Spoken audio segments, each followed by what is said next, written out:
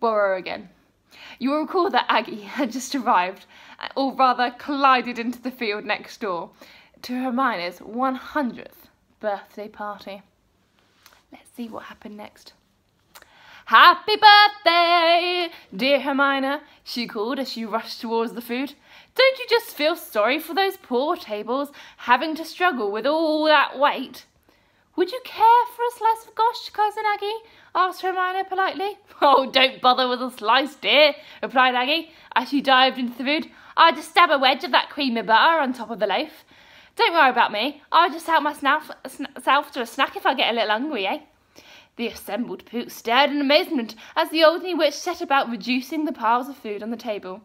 The well-trained Pooks were quick to replace the food, which Aggie guzzled greedily, and perhaps more noisily than might be considered entirely polite. Some of the younger Pooks stared open-mouthed in rapt admiration for any creature that could make so much noise and so much mess whilst munching her way through any food laid before her. Attention then switched to the western sky, where the familiar outline of the Guernsey witch moved rapidly, but smoothly, of course, towards them from the horizon.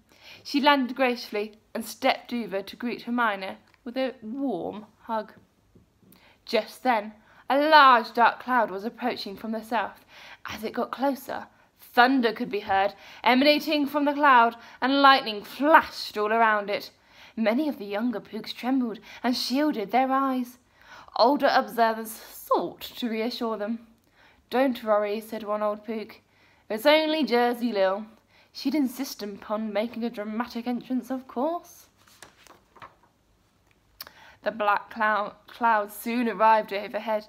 It then transformed into a silver broomstick carrying a tall, thin figure and a black cloak, trimmed with gold.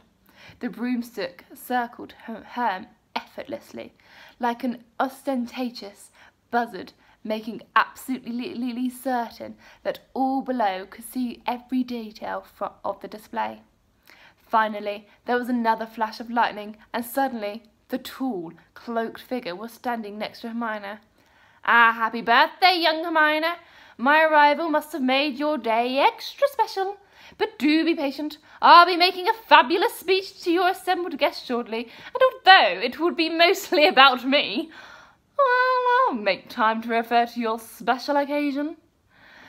Lil then reached into her cloak and swept out a package with a flourish. She passed the package to Hermina before turning to bow to her supposedly appreciative audience.